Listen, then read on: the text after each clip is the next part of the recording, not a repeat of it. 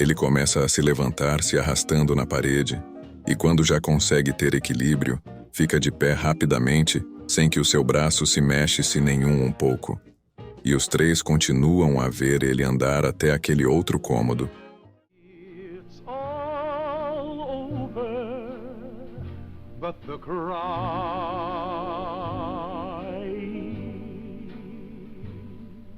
and nobody's crying but me. Algumas horas se passam e a noite começa com o sol não iluminando 50% do que iluminava de manhã.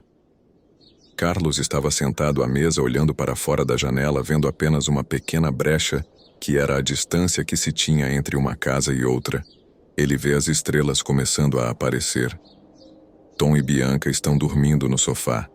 De repente, alguém bate na porta repetidas vezes, e Carlos, tomando um susto, corre rapidamente para a porta e a abre. É você, moça. Aconteceu alguma coisa? O V. Jorge está nessa casa? Sim. O que acontece? Posso entrar?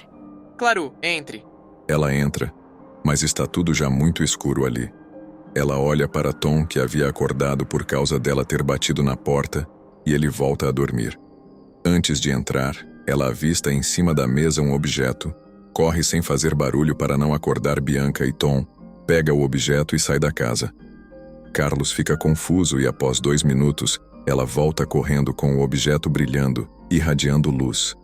Carlos já associa a lâmpada que Jonas havia feito funcionar, porém aquela luz era diferente. Isso é uma lâmpada? Mas por que parece uma tocha? Ela chega mais perto dele. Olha, tem fogo dentro. Isso é uma lamparina. Usa a resina das árvores para pegar fogo e ilumina por bastante tempo. O V. Jorge está dormindo ou... Ele tá descansando. O braço dele começa a doer de novo. Eu imaginei. Por isso trouxe alguns panos para trocar. Vamos lá com ele. Você vai me ajudar, né? Claro. Eles entraram e trancaram a porta.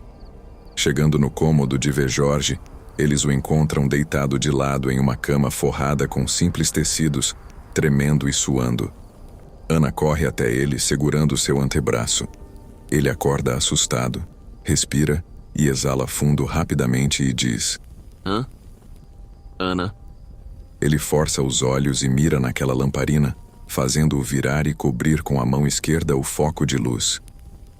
V. Jorge, tá tudo bem? Você está suando muito. Está com febre ou sentindo dor em algum lugar? Não, tá tudo bem. Eu só preciso deitar, sabe? Lembra que você me salvou naquele dia sem nem perguntar se eu precisava? Você literalmente me salvou. Se você decidisse me deixar ou até mesmo me levar para algum tipo de hospital, eu estaria morta. Eu sou grata. Muito mesmo. Então você vai pelo menos deixar eu ver seu machucado, igual você viu o meu na perna. Ele olha para ela, que já estava pedindo para Carlos buscar um pouco de água enquanto desenrolava um pedaço de tecido, provavelmente de alguma roupa velha. Primeiro vamos. Ela olha para Carlos voltando da cozinha daquela casa. Menino, pode me ajudar? Sim, claro. Me ajuda a tirar a camisa dele. Eles levantam a camisa, tentando não mexer ou tocar no braço dele. Os dois veem que a ferida é mais profunda do que imaginavam. Afundando o pano na água que Carlos havia pego, ela começa a passar na ferida, tentando não deslocar a pele que cobria o ferimento. Não se preocupe, eu não sou enfermeira, muito menos médica. Mas eu prometo que vou tentar fazer algo. Eu não tenho aqueles remédios que curam a pele rapidamente, mas eles fazem aqui um álcool poderosíssimo. Não vai deixar nenhuma bactéria ficar no seu braço. Ela pega um frasco que estava escondido na sua cintura e retira a tampa. Isso aqui é de uma amiga. Ela me entregou do hospital. Tente não se mexer. Isso arde. Tipo, muito. Certo. Depois eu preciso falar com você. Falar sobre a carta. Sobre o que aconteceu aquele dia que transformou as nossas vidas. Do que você fez durante esse tempo. Ela olha fundo nos olhos dele e fala: Claro, qualquer coisa que você quiser.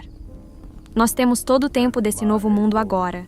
Ela começa a inclinar o frasco e cai uma gota daquele líquido no braço de V. Jorge.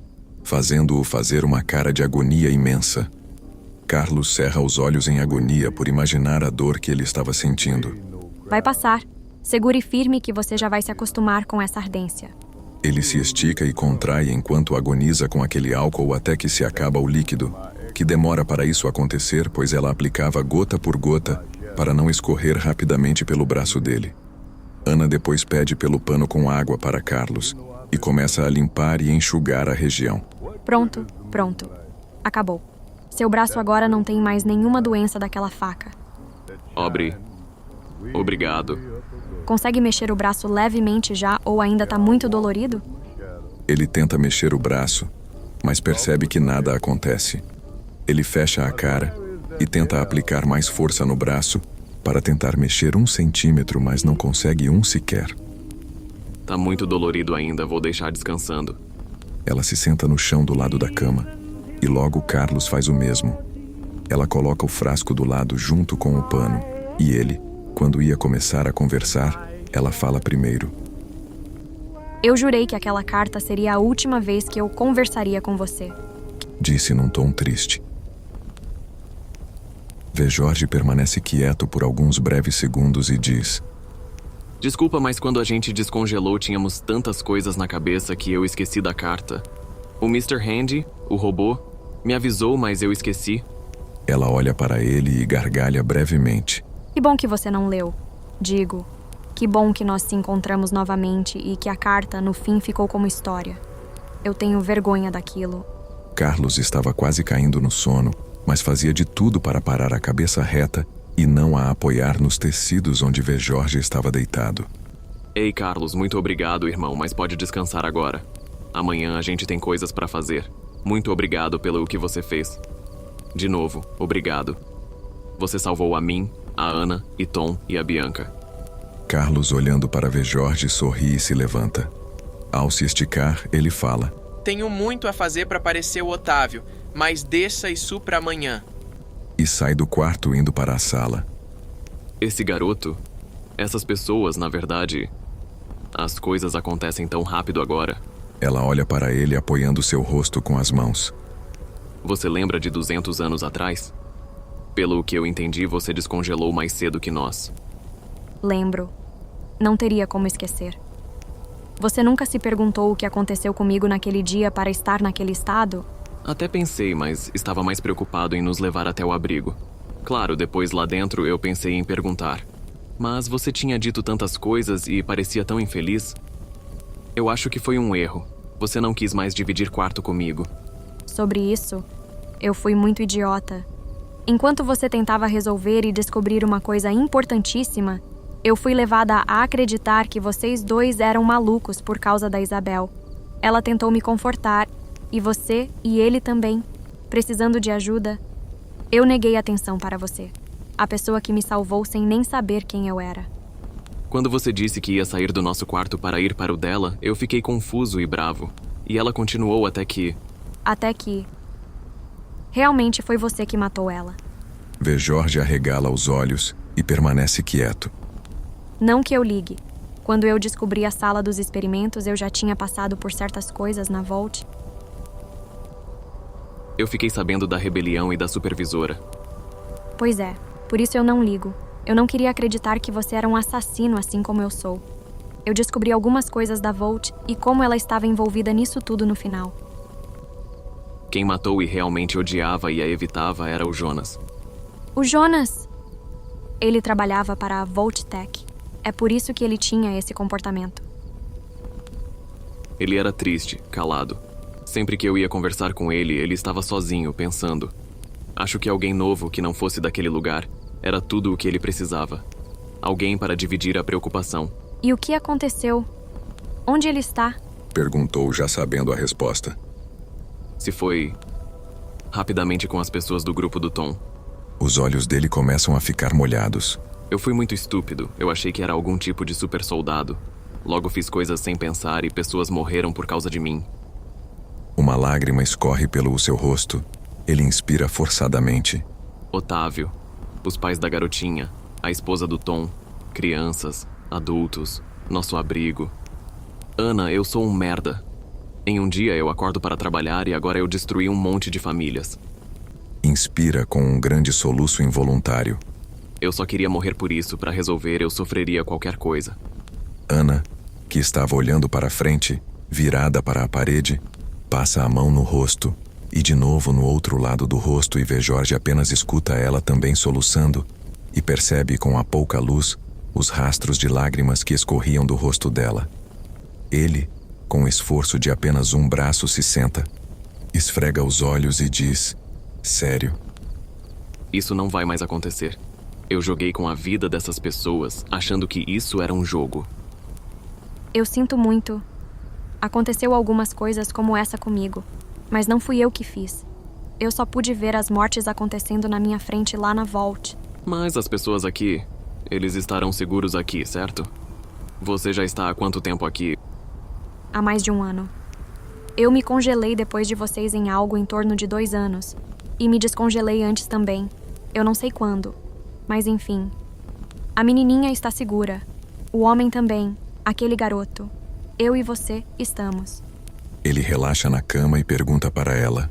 E você está bem? Como você foi capturada? Ela olha para ele e se senta na cama, do lado dele. Tem um motivo deles serem tão restritivos. O líder daqui leva o que eles chamam de sistemática. Muito importante.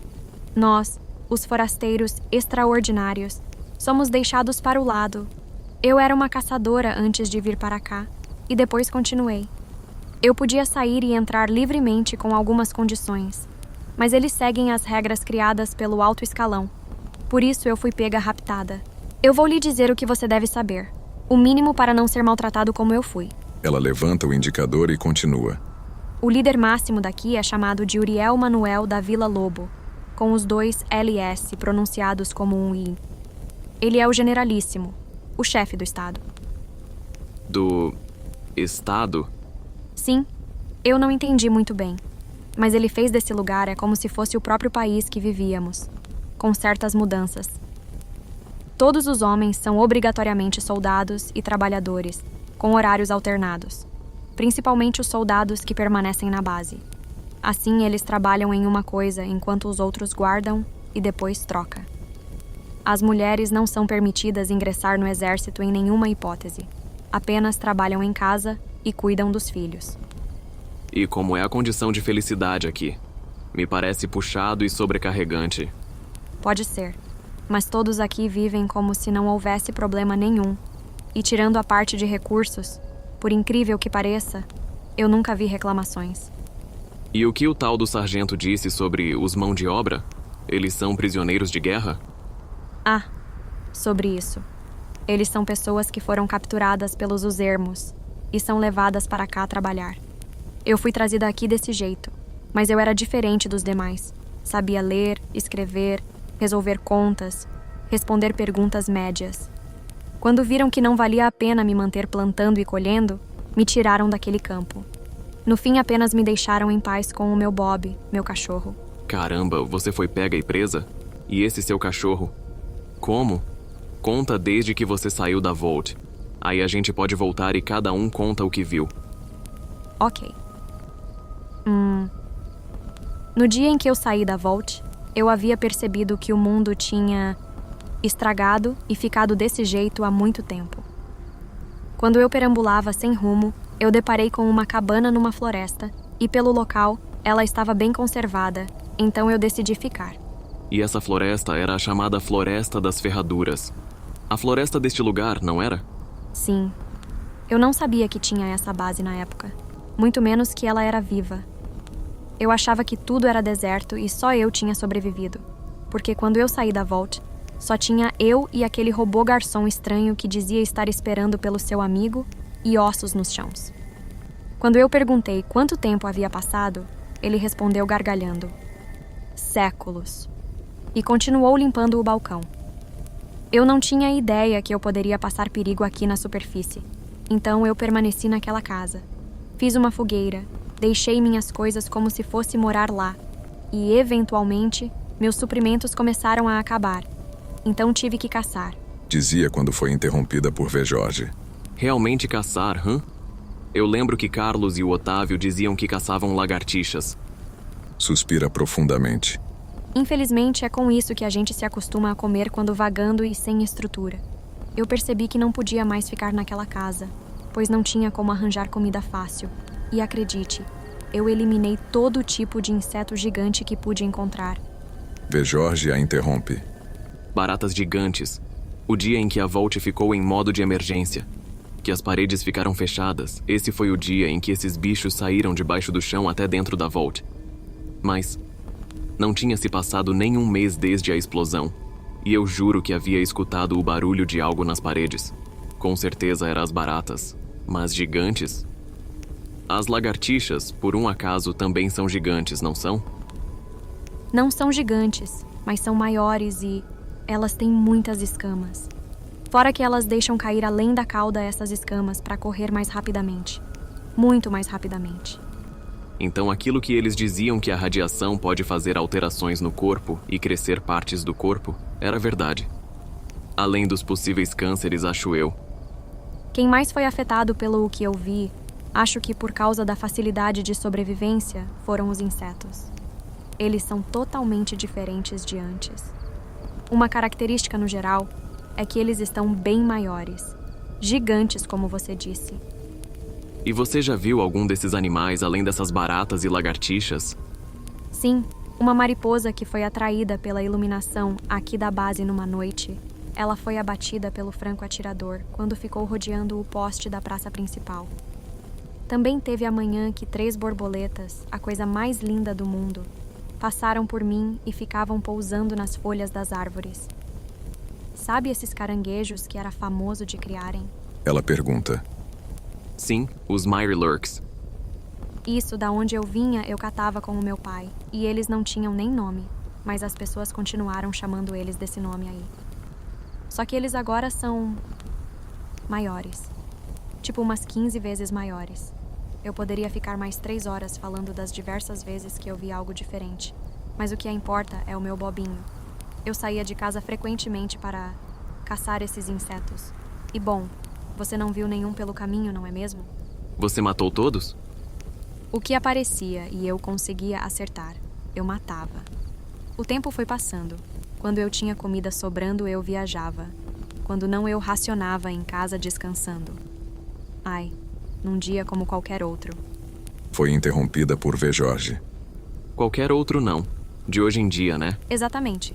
Os tempos mudaram, mas eu até já me acostumei com as bisonhiceces. Até estava tudo bem. Eu conseguia comida eventualmente. Os soldados nunca vieram atrás de mim até então. Tudo não tão ruim. Não vou nem falar que normal, mas estava não tão ruim. Eis que de repente, de noite, com a fogueira acesa, algo começa a fazer barulho na cabana. Eu juro que nunca levantei tão rápido. Eu não sabia se eram criminosos, bichos, os Mirelurks que vieram atrás de mim querendo vingança. Eu não sabia. Cada vez o som mais alto de coisa, raspando na parede. Do nada, algo que parecia um lobo colocou o focinho pelo buraco que fez raspando. Vejorge fixou os olhos nos dela e se inclinou mais para próxima dela. Ele continuou raspando e, nesse momento, a coisa que eu estava grelhando ficou no fogo, porque eu saí correndo para pegar minha arma. Antes mesmo de eu conseguir tocar nela, ele arrombou aquela parte da parede e entrou, correndo ir comer minha comida. Depois ele se deitou perto do fogo. Então o cachorro só queria comer. Só isso? Sim. Eu não me arrisquei a fazer um movimento. Mas aí ele mesmo se levantou e veio balançando a cauda, lambeu a ponta da minha bota e voltou para perto do fogo após se espreguiçar. No outro dia, quando eu achei que seria acordada despedaçada, ele estava no mesmo local. Eu tentei me levantar sem fazer barulho, mas ele acordou, eu tentei sair e ele me seguiu. E foi assim. É incrível como cachorros são genuínos. Você deixou o cachorro comer sua comida e ele achou que você o alimentou? Isso. Hahaha. Então não foi nada como eu esperava. Eu não tenho noção de como seria diferente. Mas foi muito tranquilo. Graças a Deus, depois eu só fiquei alimentando ele e ele começou a me ajudar caçando. Assim, ele que caçava. Ele é grande, maior que os de antigamente. e é um bom farejador e muito inteligente. Além de ser a coisa mais linda desse mundo. E onde ele está? Ele estava com você quando foi raptada? Se tudo estiver tudo bem, é para ele estar junto dos estábulos. Tem um homem lá que gosta muito de animais. Quando eu cheguei, e antes, né, caçadas e etc., o cachorro me ajudou muito a ficar. Ele não estava comigo porque eu não saí para caçar. Eu tinha ido buscar água. Vejorge, após ouvir isso, relembrou da moça de túnica preta, que disse onde era essa base para eles. Que bom que vocês estão seguros, que sobreviveram até agora. A vida é difícil, mas somos ruins na queda. Vejorge e Ana gargalham juntos, e ela novamente perguntou. Seu braço está bem? Consegue sentir ele? O álcool está queimando? Ele responde que sim, era apenas um corte profundo, mas que não tinha nenhum problema grave. Ela suspira e ele pergunta. Não tem problema você ficar até tarde? Você quer dormir aqui? Sim, por favor. Eu, na verdade, ia perguntar isso. Já que vocês vão sair cedo, eu poderia acompanhá-los até o prédio e depois ver se o Bob tá bem. Perfeito, então. Vai ser melhor ainda. Ótimo! Aí depois, se vocês quiserem vir comigo para passear, seria muito bom. É muito grande esse lugar. Passear? Parece que você está falando de um parque de diversão. Esse lugar não é tão ruim quanto você acha. O segredo é vocês agirem como se fosse do povo. Com certeza nós estaremos bem. Você é inteligente. Vai poder usar isso de moeda de troca. Vejorge ri, e ela apaga o fogo da lamparina e se levanta, indo em direção ao outro quarto. Boa noite. Ele olha para ela e só consegue reagir acenando brevemente. O dia nasce rapidamente, mas quando Vejorge acorda ainda está tudo escuro num tom azul escuro. Ele abre os olhos vagarosamente e sente-os ardendo, mas mesmo querendo, não poderia ficar deitado por mais tempo. Se levantando, ele tenta mexer os braços, mas a dor era tremenda, quase insuportável. Então o mantém sem movimentar nem um pouco. Andando até a janela, ele a abre e coloca a cabeça para fora. Está um pouco frio. Que estranho, faz um tempo que eu vejo algo como uma vizinhança. Continuando olhando a rua da base pela janela, ele vê um soldado marchando e pensa em começar a se preparar para sair de casa. Ele, caminhando até a cozinha, se depara com Tom sentado e se espreguiçando. Por causa do barulho, mesmo que quase inaudível, Carlos, que estava dormindo próximo ali na sala, acorda e já fica de pé. Bom dia, gente. Então todos dão bom dia uns aos outros. Temos que fazer aquela coisa no prédio hoje. Sim, emitir documentos. Um saco tudo isso de novo. Como assim documentos? Eu também não sei como. E o que eles querem fazer precisamente. Mas quem sabe registrar e fazer o controle de quem está aqui. Controle? Ana aparece no batente da porta da cozinha e diz bom dia. Todos olham para ela um pouco assustados por não esperar ela aparecer no momento e dizem bom dia. Por causa disso, Bianca acorda lentamente.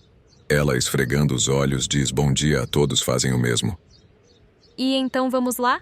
Tão cedo? Por quê? Porque vocês vão criar novos documentos. Isso serve para discriminar nós das pessoas que não são cidadãos da base, certo? Bom, sim. Não será incomum dos guardas que não os reconhecerem pará-los para identificar. Obviamente que quem é cidadão é livre e quem não. Não pode andar livremente pela base. Não comprovando identidade de cidadão, eles punem as pessoas. Acho bom a gente ir logo então. Sim, nós devemos ir logo. Depois eu posso mostrar tudo por aqui. Então é isso. Vamos, pessoal. Tom se levanta, Bianca esfrega os olhos e começa a colocar os seus sapatos. Ana levanta as sobrancelhas e diz: Calma, gente, vocês precisam comer primeiro. A gente tem que sair cedo, mas tadinha da menina. Ela chega perto do fogão a lenha pequeno perto dos armários.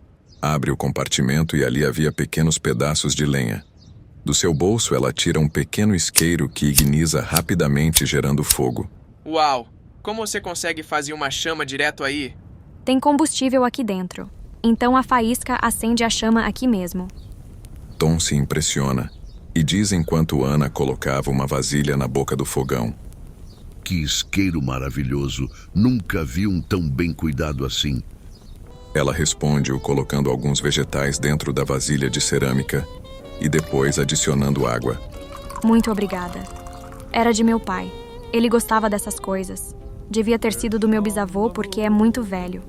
Me ajudou muito durante esses 2 anos que eu fiquei vagando, durante algum tempo de uso antes de acabar tudo. Felizmente as pessoas daqui tinham como fazer funcionar de novo. Ela tampa a vasilha. Vai estar pronto daqui 1 minutinhos. Comam para recuperar as forças pessoal. Carlos logo responde em alto som. E eu não preciso, eu já comi. Vou deixar o Tom e a Bianca comer a minha parte. Bianca olha para Carlos e diz: Não está com fome, tio? Carlos, como assim já comeu? Nós não comemos bem já faz dias. E você? Foi interrompido por Carlos. Tom, tá tudo bem. Os soldados me deram comida quando eu fui junto procurar o V. Jorge. Apenas come com a Bianca. Tom levanta as sobrancelhas, olha para V. Jorge e Ana, logo para Bianca, e então diz para ela: Bom, Bianca, se ele comeu quando foi salvar o V. Jorge, só nos resta comer um pouco também. Com o V. Jorge e a Ana. Ele olha para a Ana, acena com a cabeça e diz: Obrigado, filha. Sua ajuda aqui neste lugar novo me conforta. Ela sorri e acena de volta. Cozinhando aquela sopa, o sol começa a deixar aquele azul escuro em um vermelho e rapidamente num tom laranja. Acho que está pronto. Espero que gostem. Ana diz tirando a vasilha do fogo. Todos já encantados com apenas o cheiro que emanava ao cozinhar, ficam ainda mais ao ver batatas, mandiocas, rabanetes, cenouras, abóboras. Tom inspira bem e diz: Quanto tempo desde que eu não sinto esse cheiro? Ela pega algumas tigelas pequenas e despeja aquela sopa para todos comerem, colocando até mesmo para Carlos, que instantaneamente começou a negar novamente. Vamos, coma um pouco. Olha o tanto que ainda há. Esse lugar produz bastante para você ficar aí sem comer. Todos olhando para Carlos enquanto se sentavam à mesa, individualmente, o chamavam para comer junto. Ele olha para o rosto de cada um, abaixa a cabeça e os outros e diz: Só um tiquinho, então. Eles terminam de comer e V. Jorge se levanta, se espreguiça e diz, objetivamente: Vamos, pessoal. É só a gente ir? Não temos que levar nada? Ana, arrumando as cadeiras à mesa, diz: Não, é a primeira vez que vocês vão lá, então não. Mas cuidado com o jeito que vocês respondem às perguntas. Vamos sempre manter a seriedade. Todos olham para ela e não esboçam nenhuma reação, senão o pensamento de serem cautelosos. Eles finalmente saem de casa, o sol agora iluminava, e as mulheres daquelas casas começavam a sair para fazerem seus deveres rotineiros. Carlos olha todas aquelas mulheres carregando cestas, filhos, baldes, e se pergunta: O que elas estão fazendo? Instantaneamente, Tom o responde: Coisas normais. Elas estão fazendo as coisas que precisam ser feitas. Com certeza, as de balde estão indo buscar água para casa. Outras estão indo lavar as roupas. É como se eu estivesse vendo o meu vilarejo novamente. Carlos força os olhos ao horizonte e depois olha para Tom. Tom, você precisa nos contar tudo da sua história. Não é tão... É interrompido por Bianca. Contar todas as histórias. Tom olha para Bianca e sorri, desviando o olhar. Ele termina a frase: Interessante. Ana continua andando e vê Jorge, num passe mais acelerado, fica do lado dela e pergunta: Ana, como você está hoje? Sou eu quem deveria perguntar isso. Como está o seu braço? Ela suspende pelo seu antebraço o braço de V. Jorge. Se recuperando. Obrigado por ontem, mas falando sério, você está bem? Quem foi machucado de verdade foi você. Não se preocupe comigo. Sou eu que me preocupo com você agora. Certo, mas quais são os planos? Onde você mora? O que você estava fazendo? Calma. Calma. Eu vou te mostrar tudo. Mas antes disso, vocês precisam focar no encontro de hoje com eles. Aliás, eu sou vizinha de vocês. As casas que eles constroem são por família. Cada nova família criada ou formada ganha uma. Mas eu e vocês foram exceções, então... Enfim, Você entendeu? Ana inesperadamente dá uma volta em torno de Vejorge e puxa pelo outro braço dele, fazendo-os correr. Então ela para, novamente, inesperadamente, e fala olhando para trás. É verdade. Não dá pra gente ir muito rápido. Tem o senhor ali. Aí, Vejorge. O que você viveu durante esse tempo? Ele olha para trás e vê Carlos carregando Bianca enquanto Tom mancava vindo em direção a eles. Ele dá uma leve olhada na mão de Ana o segurando e diz, focando nos olhos dela. Olhe para eles. E tudo isso em poucos meses. Ela ri e diz. Você precisa me contar tudo, porque eu tenho histórias que você nem imagina. Ele continua a vendo com apreço como se estivesse tendo a primeira visão dela na Vault, enquanto mostrava aquelas tatuagens, enquanto ela caminha. Ela olha para ele, para os demais atrás, voltando sua vista para ver Jorge. Ela sorri. Eles, chegando perto da praça central, perto dos prédios, Ana aponta em direção a uma construção não muito longe dali. Ali fica o hospital. Eu tenho uma amiga lá. Se precisarem de qualquer coisa, digam que me conhecem e preparem a saliva porque ela pergunta muitos porquês do mundo externo. Mais pro lado, depois do hospital, tem um lugar para deixar a menininha fofa brincar. Cuidado com a Marta. Ela é exigente em disciplinar. Enfim, vamos ao que interessa. Eles chegam num prédio já antigo. Ana entra primeiro, vê Jorge em seguida, olhando para trás, levantando a sobrancelha para Tom e Carlos. Um soldado que guardava a sala do primeiro andar reconheceu Ana, e ela acena amigavelmente para ele, e então para uma mulher que estava sentada a uma mesa, e para a outra ao seu lado carregando alguns livros e papéis de um lado para o outro. Vejorge olha novamente para trás para checar Tom e Carlos com Bianca, e quando olha para frente, Ana se senta. Ela levanta e abaixa as sobrancelhas para Vejorge e uma daquelas mulheres que em instantes chama a atenção deles. Senhores, vocês têm que resolver alguma coisa hoje? Disse com uma expressão de confusão. Sim. O sargento mandou nós. Eu, o senhor ali, o jovem e a garotinha vir aqui. Ah, o sargento de fato nos avisou de vocês, amigos da Ana, forasteiros extraordinários, Vejorge, o homem que é da Vault, Tom, o fazendeiro, e o moço e a menina sim. Vamos fazer logo esses documentos. Eu e a Júlia temos que organizar alguns papéis dos relatórios de campo do Sr. William. Ah, vocês estavam lá com ele, não é? Com a Ana. Ana, sentada, olhando para eles conversando, acena com a cabeça. Vejorge se senta. Depois os três também. Vamos começar pelo senhor, Vejorge. Qual é o seu nome inteiro? O escrivão daqui deve ter pego o seu nome para fazer o relatório, mas para que ter trabalho de procurar, não é mesmo, Júlia? Com certeza. O documento que a Haline for fazer de vocês vão ficar aqui na nossa mesa para sempre. Esses documentos que eu estou carregando é um dos diversos que chegaram hoje. Tom fica extasiado e diz: Meu Deus, hoje? E ela responde afirmando com a cabeça. Vejorge então olha para ela. Meu nome é Vejorge Guimarães Pedrosa. Isso é um pouco estranho, essa situação mesmo depois de tantos séculos. Vocês estão criando uma organização social incrível. Tudo por causa do nosso governante, Sr. Uriel, é um homem muito mais à frente ao seu tempo. Com certeza ele é um homem muito sábio. E agora eu coloco meu dedo na tinta e no papel? Ela na hora, olhando para ele, levanta as duas sobrancelhas rapidamente e diz: Caramba, você realmente é um homem do passado. Já sabe exatamente o que tem que fazer. Após Vejorge colocar as digitais no papel, a mulher pega debaixo da mesa com todo o cuidado uma câmera e aponta para Vejorge. Carlos e Bianca entraram em pânico, achando que fosse algum tipo de arma. Tom olha para eles sem estar preocupado e diz sussurrando: É alguma coisa, mas não é uma arma. Então Vejorge diz para ela: Uma câmera? E funciona? Sim, é uma coisa que o Sr. Marco nos propiciou para ajudar a nos identificar melhor. Eu não gostava de fazer essa coisa de ter que fazer documentos, mas isso tudo agora é diferente. É esperançoso. Nós geralmente não tratamos bem quem vem de fora dos muros bem, mas você é diferente. Eu gostei. Ana a corta dizendo. Aline, vamos logo. Você não demorou 1 minuto comigo, não enrole eles. Aline continua.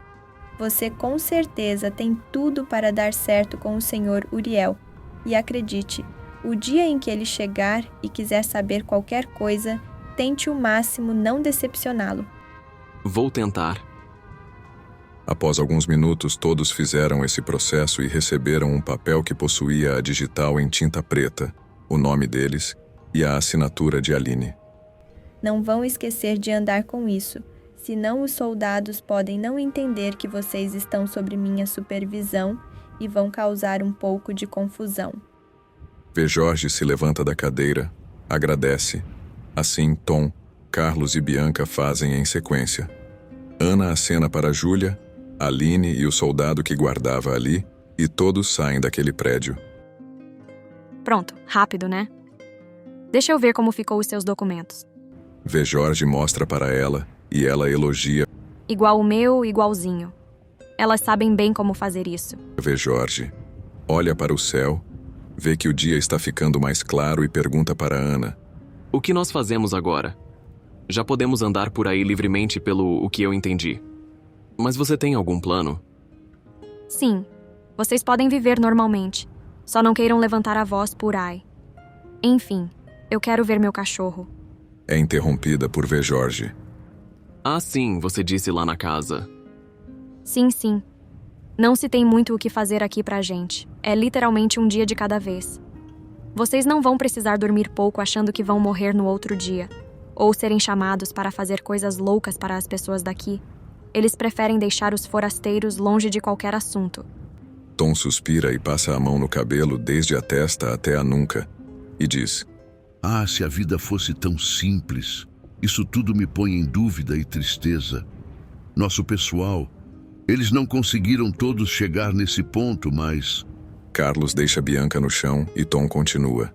Eu só queria que aquela cena fosse apagada da minha mente. Ele fecha os olhos e coça os olhos por alguns poucos segundos e suspira novamente mais profundamente. Tudo bem, nós precisamos ser forte. Senão as pessoas mais fracas daqui não vai conseguir lidar com a vida no futuro. Disse Tom. Ana e Jorge cerram os lábios e os olhos olhando baixo. Carlos olha para os lados com uma feição neutra, de braços cruzados. Bianca olha para eles e pergunta para eles. O que foi? E Ana diz dobrando os joelhos até ficar na altura de Bianca. Você quer ver o meu cãozinho, pequena? Bianca abre bem os olhos e diz para ela. Sim!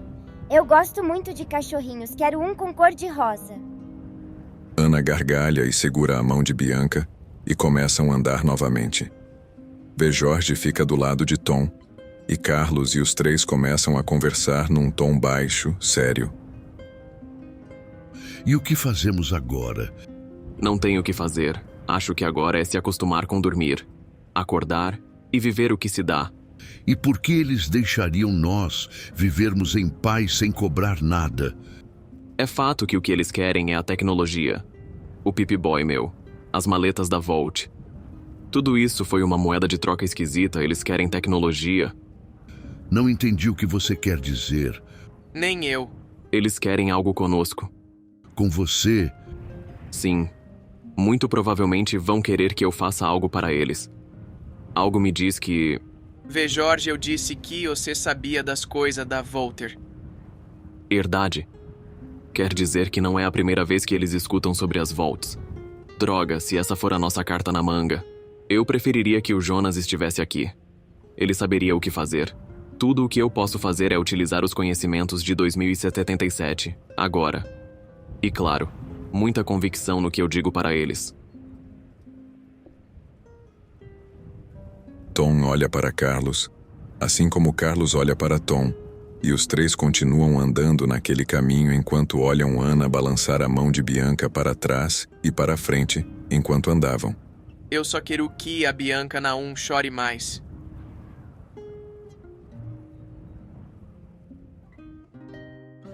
Eles iam se afastando do centro até chegar na parte que começava aquele extenso campo de fazenda.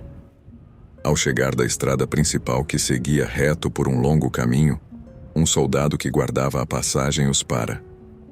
Bianca segura forte a mão de Ana, que tirava de sua roupa o seu documento. O soldado veio até eles com a mão na cintura, que havia um coldre e uma arma. O que vão fazer indo por esse caminho hoje?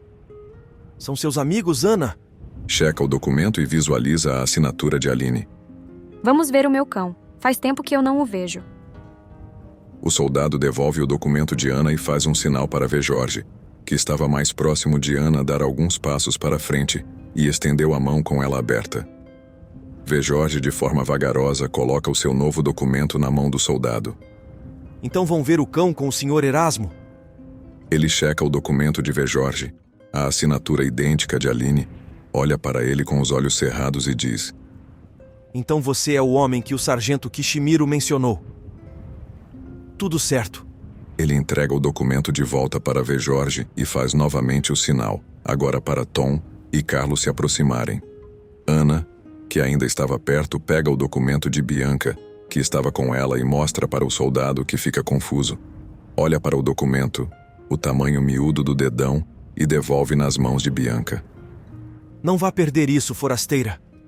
Ele faz a mesma coisa com Tom, e quando chega na vez de Carlos, ele, ainda sério, diz: Ora, é novamente o forasteiro que saiu voando com o cavalo do Sr. William, cavalo do chefe da cavalaria.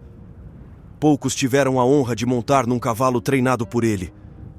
Não tem como esquecer da sua face, garoto. Carlos entrega lentamente o documento ao soldado, que pega, vê rapidamente e devolve para ele. Podem ir. Não esqueçam que estamos vendo o que vocês estão fazendo. Ana começa a andar segurando a mão de Bianca e todos a seguem. Algum tempo se passa e todos ali percebem as cercas de grade que permeava o perímetro do campo. Na hora vê Jorge, sem saber, mas já imaginando, diz: É ali que os forasteiros normalmente ficam? Exato. É um campo grande. Eles só podem viver ali, mas eles não sofrem. Então acho que não é de todo ruim. Continuando seguindo o caminho, eles chegam até a algumas construções longas, e Carlos já menciona que é ali que saíram os cavalos. Mas no fundo ali havia duas outras construções, uma que se parecia uma casa, e a uma que era muito menor que as demais, e Ana andava indo em direção até ali. Chegando lá, ela para na casa e diz bem alto: Bom dia, Sr. Erasmus. Eu voltei. Como está o senhor e o meu cãozinho? Vê Jorge se lembra do que Ana disse sobre um homem que gosta muito de animais e que reside nos estábulos, e assim ele relaciona aquele lugar com estábulos. Ele então fica confuso e pergunta para ela: Então, por que você foi buscar água se esse lugar tem água para as mulheres lavar a roupa? É porque a água de lá normalmente é tratada para beber, mas por causa dos purificadores antigos, não há água purificada. Na verdade, eu só queria sair. Eu queria explorar. Eu não queria ficar presa aqui para sempre. Eu gostaria de voltar até a Volt, de encontrar você. Nesses 2 anos, eu realmente desejei que por algum milagre você estivesse vivo e você estava. Eu não pude retribuir o favor, mas eu vou. Vê Jorge olha para baixo e rapidamente olha de volta para ela dizendo: Eu estou aqui agora. Quem sabe nós não possamos explorar sem ter se preocupar? Ela esboça um pequeno sorriso e diz: Talvez eu possa te salvar de um buraco que você cair. Da casa em que eles estavam esperando na porta, sai um homem que, ao ver Ana e Carlos, logo diz: Olha só, quem diria? Ana? Olá, Sr. Erasmo. Tudo bem? Tom, Carlos e Vê Jorge acham meio estranho. E logo em seguida o homem grita apontando o dedo para Carlos: Ei, você é o garoto que montou o cavalo do Sr. Schmidt. Como foi? Carlos, confuso, pergunta, num tom trêmulo: Sim, mas por quê? O soldado falou quase a mesma coisa. Erasmo, acenando com a cabeça para cima e para baixo, para e pensa, logo diz: Sim, é verdade. Você é um de fora, eu esqueci disso. Mas você vai entender eventualmente quando ver ele cavalgando pela cidade. Um fato interessante. Ele nasceu e viveu nesse lugar. Desde criança, adestrava os cavalos, até recentemente, quando o senhor se tornou chefe da cavalaria. Até então, ele mesmo adestrava os cavalos que os soldados da divisão dele montavam. Se tornou uma tradição. Ele, ainda muito em sua mocidade, passava o cavalo que era dele para o recruta da divisão. E como respeito, eles aceitavam tratando o animal não como apenas um animal, mas como um presente. Enfim, garoto, você montou em um cavalo que foi treinado pelo melhor. Nunca esqueça de prestar a atenção com quem fala neste lugar. Senhor Erasmo, não os assusta mais do que as pessoas de lá já os assustaram. O homem dá risada e disse, virando indo em direção à construção do lado da casa. Estou apenas brincando. Só toma cuidado com os militares daqui, garoto. A base é um lugar bem delimitado. As pessoas não vão nem perceber que vocês nunca moraram aqui antes. Agora, realmente, cuidado com assuntos do Estado-Maior. Segurança e ordem sempre foi o que nos deixou vivos aqui por gerações. Carlos, ainda meio abalado, diz com a voz trêmula. Cê certo. Obrigado. O homem entra na construção e eles esperam por alguns segundos. Vê Jorge e o resto se perguntam mentalmente o que estão esperando, até que o homem aparece com um animal que estava descontrolado correndo por aí. Mas quando ele viu Ana, ele saiu disparado na direção dela. Como Bianca estava segurando sua mão, ela rapidamente a puxa para seu colo e faz o cachorro se acalmar. Bianca estava extremamente assustada com este cachorro. Vê Jorge e o resto, também assustados, falam. Ana, esse cachorro é um tanto grande. O cachorro era muito grande, mas diferente daqueles que Vê Jorge já conhecia ser naturalmente grande, esse era um tipo de espécie nova. Quem sabe uma cadeia de misturas de cães que foram contaminados com a radiação. De qualquer forma, o cachorro era muito bonito, com uma pelagem muito grande. Ana começa a empurrar um pouco o cachorro para longe com os pés, pois Bianca ainda estava muito amedrontada. O cachorro era do tamanho dela, isso sem ele pular ou ficar em duas patas. Ele não causou problemas não, né, senhor Erasmo? Mesma coisa de sempre. Ele ri. Muito agitado, mas nenhum problema. Que bom. Obrigada por sempre. Agora eu vou levar meus amigos para passear. Quero falar com a Luciana, então nós iremos direto lá. Erasmo acena com a cabeça e diz boa viagem. Todos sorriem enquanto acenam. Vê Jorge chega mais perto de Ana e com um pouco de receio passa a mão na cabeça do cachorro quando vê que o cachorro começa a rodeá-lo. Ele depois olha para Bianca e ela estava olhando fixamente com curiosidade para o cachorro, quando do nada o animal pula em cima de Vê Jorge, se apoiando em duas patas. Ana, Bianca e Vê Jorge se assustam pelo movimento brusco do animal, e Ana na hora começa a repreender o animal. Bob, não pule nos outros. Eles se despedem de Erasmo e começam a andar, voltando de onde vieram. De repente, no horizonte, eles veem homens a cavalo, seguindo o caminho. Vê Jorge olha para Tom, o mesmo levanta as sobrancelhas. Ana segura Bianca apertando-a um pouco mais, a trazendo-a mais perto de si. Chegando mais perto, eles avistam quem são os homens a cavalo. Sargento Kishimiro, General Schmidt e mais um homem que eles não conheciam. Quando os três chegam até eles, Kishimiro diz bom dia e pergunta. Creio que já estão devidamente identificados agora, certo? Ana sorri e diz. Sim, senhor Kishimiro. A Aline é muito rápida no que faz. Ele então responde acenando com a cabeça. Que bom, que bom. Para onde vocês estavam indo? E ela na mesma hora respondeu num tom suave.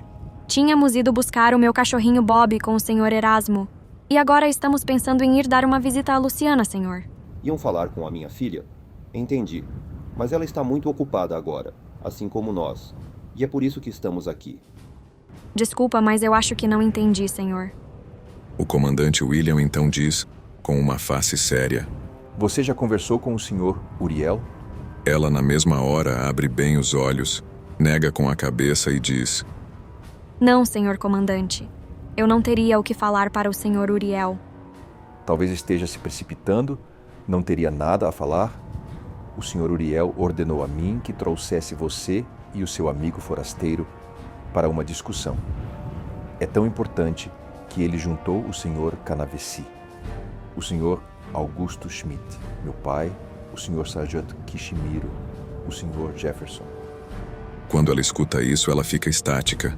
Vendo que ela não falou mais nada, Vejorge chega do lado dela, colocando a mão em seu ombro e responde a Schmidt.